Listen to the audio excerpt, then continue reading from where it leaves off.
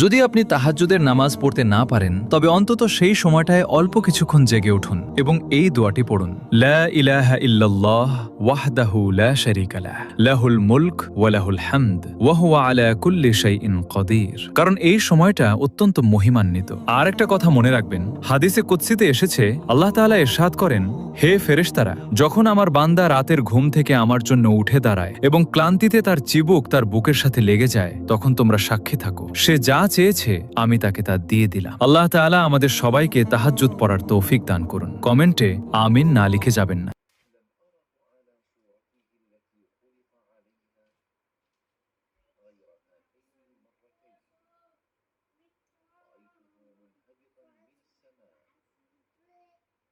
سادا عظم خلقه ما بين السماء